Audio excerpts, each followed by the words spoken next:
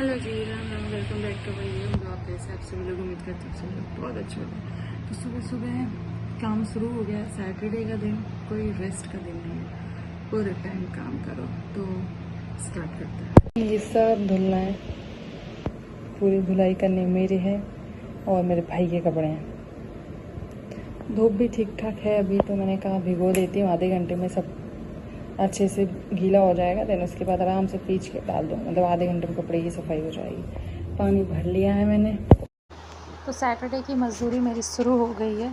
मतलब ये समझ लो, मैं सैटरडे को उठती हूँ 9 बजे, 9 साढ़े 9 बजे तक मैं उठ जाती हूँ। बेड छोड़ देती हूँ, फ्रेश होने के बाद, ब्रश वगैरह करने के बाद, अपना मुंह ठंडे पानी से धुलने के बाद मेरा कार्यक्रम ये शुरू होता है।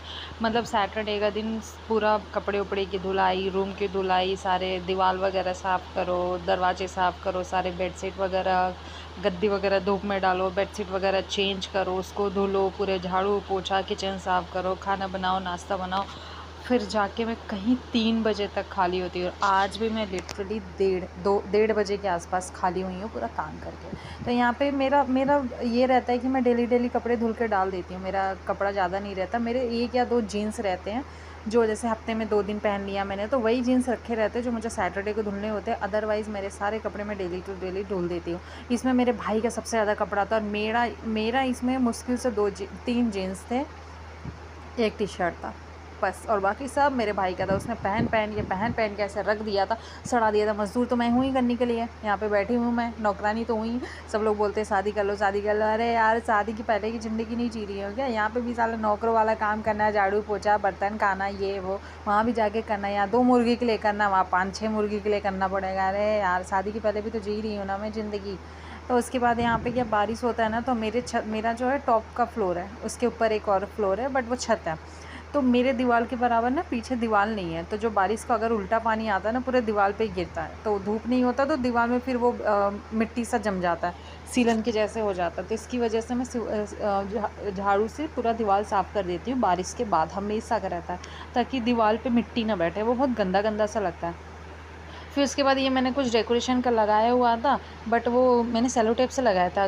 दीवार गीली होने की वजह से सेलो टेप निकल गया, तो मैंने यहाँ पे सब पे कील मार के इसको अच्छे से एडजस्ट करा है।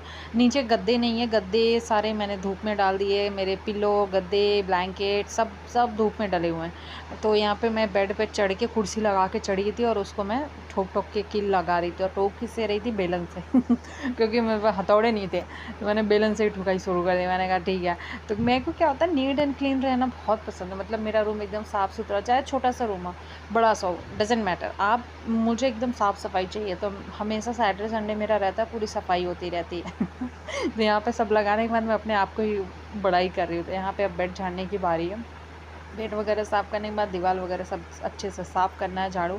हालांकि ये 1 बार झाड़ू नहीं, 3 बार झाड़ू लगाई। ये सुबह उठते पहले मैं झाड़ू लगाऊंगी, फिर खाना बनाने के बाद झाड़ू लगता है, उसके बाद जो है झाड़ू लगाने के बाद पोछा हो जाएगा, फिर शाम को झाड़ू लगेगा। तो 3 बार मेरे झाड़ू लगते हैं, 3 से 4 बार।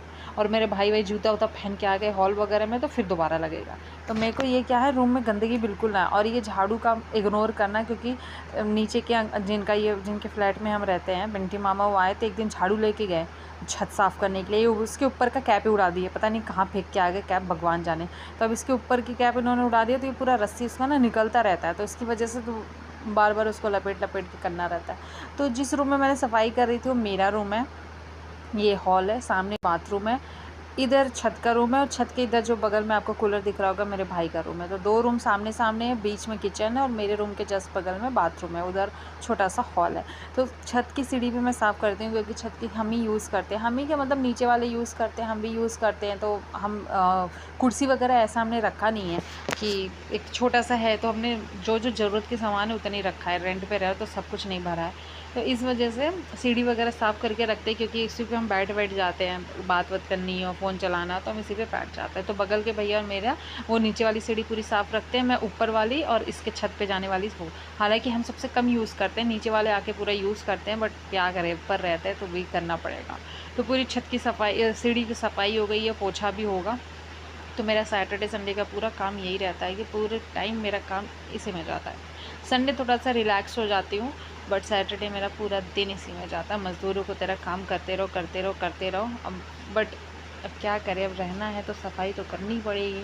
कुछ ना कुछ करना। और भाई लोग इतने लीचड़ होते हैं कि वो साफ़ करते नहीं है, वो सिर्फ बर्तन धुल देते हैं। वो शाम को बर्तन धुल देगा, उसके बाद कोई काम नहीं कर सकता। तो यहाँ उसके बाद झाड़ू पोछा करने के बाद किचन का है। किचन विचन मैं मेरे को ना साफ़ मतलब गंदगी से थोड़ा कुछ ज़्यादा ही प्रॉब्लम है। तो मेरे को हर चीज़ पहले साफ़ करो फिर बनाओ। तो अभी खाना वाना कुछ नहीं बनाया है, अभी ये सुबह के बज रहे हैं 9। मैं उठी थी 8:30 बजे, 9 या 9:30 बज रहा है। तो यहाँ झाड़ू वाड़ू लग के दीवार वगैरह सब साफ़ हो गया है, कपड़े मैंने भिगो दिया। अब बारी किचन साफ़ करने का। हालांकि खाना बनाने के बाद भी ये गंदा होगा, फिर भी मैं साफ़ करूँगी, बट उसके बनाने के पहले भी साफ़ करती हूँ, क्योंकि रात में खाना वाना बनाता भाई वगैरह लेते हैं ना, पूरा बिखेर देते हैं। तो इस वजह से मैं एक बार पूरा अच्छे से साफ़ कर लेती हूँ, उसके बाद खाना बनाती हूँ, फिर दोबारा इस पर अच्छे से सफाई कर देती हूँ। तो यहाँ पे भाई वगैरह सब गिरा उरा देते, रात को दाल वगैरह सब सब्जी उब्जी गिराए हुए थे। और जितने भी खाना वाना बनते हैं ना, वो सामने टाइल्स लगे तो उस पर ऑयल वगैरह सब वगैरह वो लिक्विड लिक्विड जैसा ना वो जमता है। तो इस वजह से मैं पूरा अच्छे से साफ़ करती हूँ। साफ़ करने की मैं पूरा चूल्हा ही निकाल देती हूँ पाइप के साथ, क्योंकि पाइप ना थोड़ा मतलब ईज़िली लग जाता है। तो बगल में ये छोटा सा फ्लैट है, तो उसमें हर चीज़ आपको एकदम पास पास मिल जाएंगे। तो मैंने सब ऑर्गेनाइज़ करके ऐसे आराम से रखा हो कि मुझे ज़्यादा प्रॉब्लम नहीं हो, आराम आराम से मैं सब साथ काम करती हूँ।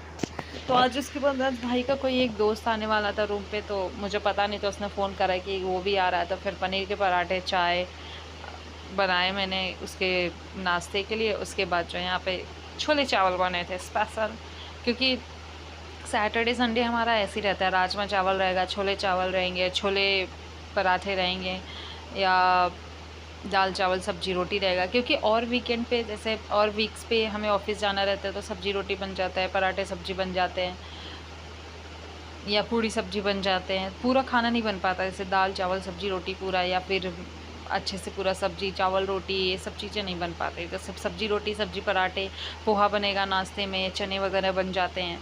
तो ये सब चीज़ें बनते हैं, इसलिए प्रॉपर खाने जो बनते हैं वो हमेशा हमारे जो है शाम के टाइम पे ही मतलब सैटरडे संडे पे बनते हैं। तो ये पूरा छत मैंने घेर लिया, छत पे पूरे कपड़े जो मेरे हैं ये पूरे, उस पर बिस्तर भी डले थे, सामने भी मेरे कपड़े थे, यहाँ पे भी मेरे कपड़े थे। और यहाँ पे उसके बाद फेस की भी ज़रूरत है, बहुत ज़्यादा है अपने फेस की केयर करना। तो मेरा फेस का केयर और स्किन केयर हेयर केयर सब चलता रहता है साथ के साथ डेली डेली का। तो यहाँ पे मैंने स्किन पे लगाया था चुकंदर का रस और चावल और बेसन दही डाल के। उसके बाद बिस्तर मैंने सही किया, और ये मैं नहा के पड़ी थी, यहाँ पे कुछ खा रही थी मैं, टॉफ़ी है कैंडीज़ कुछ खा रही थी। और यहाँ पे देख रही हूँ मैं कुछ सीरियल। और मिलते हैं नेक्स्ट वीक में, आराम करके 2 बजे में हो चुकी हूँ फ्री।